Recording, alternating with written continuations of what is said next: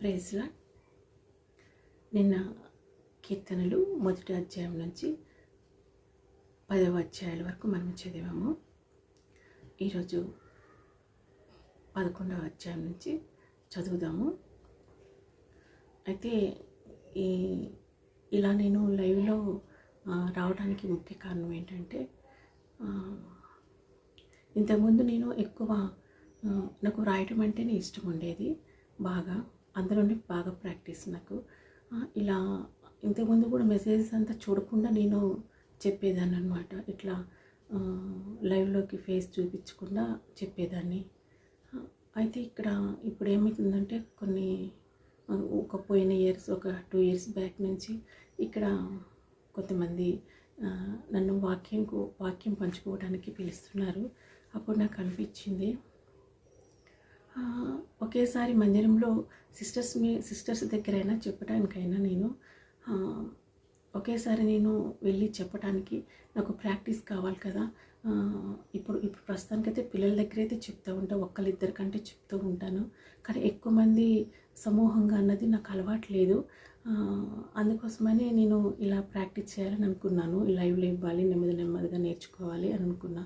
కానీ మా పిల్లలైతే చాలా అభ్యంతరం చెప్పారు. వద్దు, లైవ్లో మళ్ళీ కనపడితే బాగోదు, వద్దు, జనాలు కామెంట్స్ పెడతారమ్మా, వద్దు అని ఆఫ్ తీసుకొచ్చారు.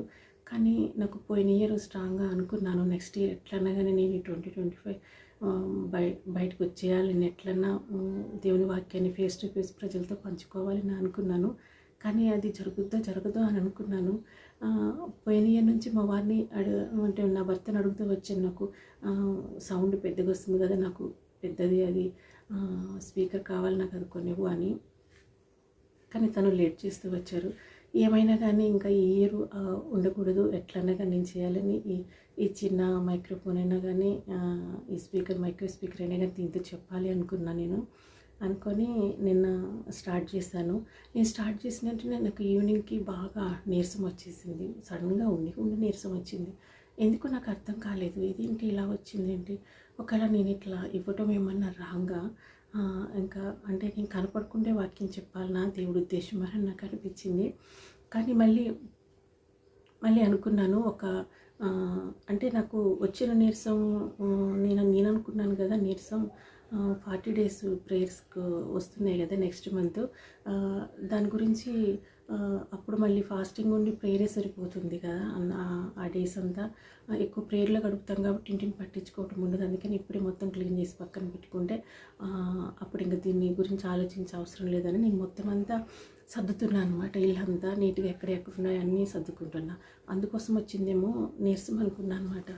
అనుకొని అట్లా అనుకుంటే కొద్దిసేపు బాగా చలి వస్తుంటే మా పాప వచ్చి ఇంకా టెంపరేచర్ చూసింది థర్మామీటర్ పెట్టి. అది మా పాప అన్నది చూసాకమ్మా, ఉన్నదానికంటే ఫీవర్ లేదు నీకు, ఉన్నదానికంటే బాగా తక్కువైపోయింది, నీకు టెంపరేచర్ ఇలా ఉండకూడదు అని ఇంకా అప్పుడు చెప్పింది అనమాట. అయితే తేలింది ఏంటంటే, నాకు బ్లడ్ తక్కువైపోయింది. నేను అనుకున్నా ఇన్ని రోజులు పని చేస్తున్నా, అందుకే మెట్లు ఎక్కుతున్నప్పుడు ఆయాసం వస్తుందేమో అనుకున్నాను.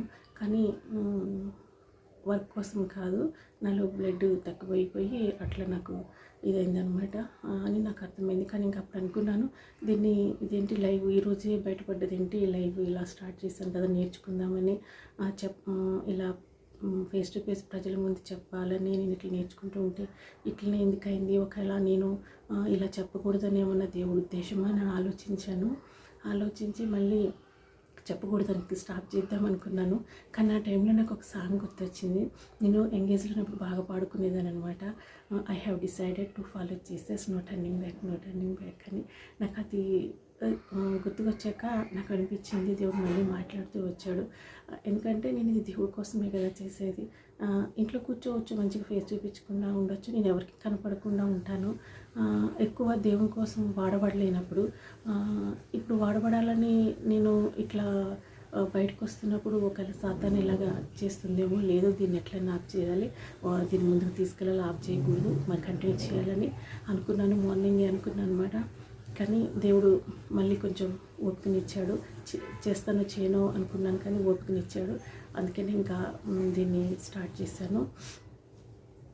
ఈరోజు 11వ అధ్యాయం నుంచి కీర్తనలు చదువుకుందాము. ఎందుకంటే దేవుని వాక్యాన్ని ఈ కీర్తనలో ఎందుకు ఇష్టమంటే ఆరాధించడం ఉంటుంది.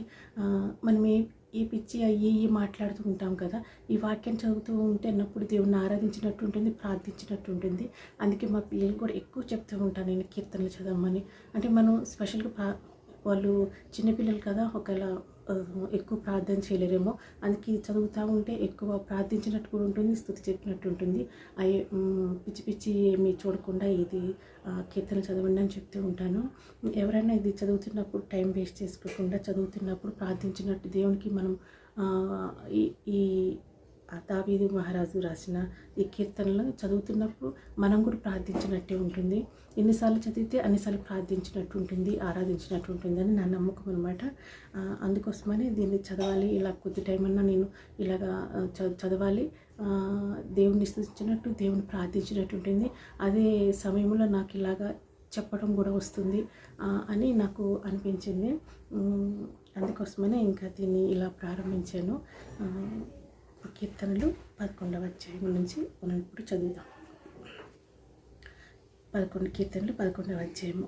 యెహోవా శరణు వచ్చి ఉన్నాను, పక్షి వలె నీ కొండకు పారిపోము అని మీరు నాతో చెప్పుటేయాలా. దుష్టులు విల్లెక్కి పెట్టి ఉన్నారు, చీకటిలో యథార్థ హృదయుల మీద వేయుటకై తమ బాణములు వారి యందు సంధించి ఉన్నారు. పునాదులు పాడైపోగా నీతిమంతులేమి చేయగలరు? యెహోవా తన పరిశుద్ధాలయంలో ఉన్నాడు.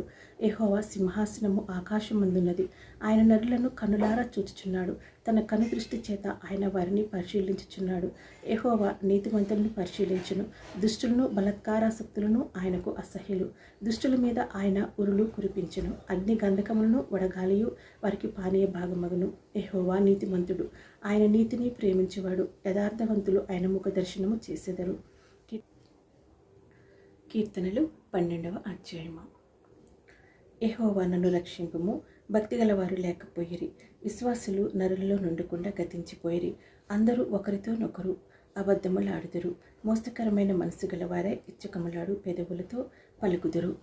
యెహోవా ఇచ్చకములాడు పెదవులన్నిటినీ, బింకములాడు నాలుకలన్నిటినీ కోసివేయను. మా నాలుకల చేత మేము సాధించేదము, మా పెదవులు మావి, మాకు ప్రభు ఎవడని వారిని కొందరు. బాధపడు వారికి చేయబడిన బలాత్కారమును బట్టి, దరిద్రుల నిట్టూర్పులను బట్టి నేను ఇప్పుడే లేచెదను. రక్షణను కోరుకుని వారికి నేను రక్షణ కలుగజేసేదను అని యెహోవా సెలవిచ్చుచున్నాడు.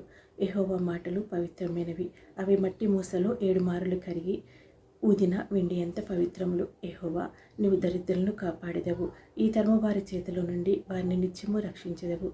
నరులలో నీచ ప్రవర్తన ప్రబలమైనప్పుడు దుష్టులు గర్విష్ఠులే నలుదిక్కుల తిరుగులాడుదురు.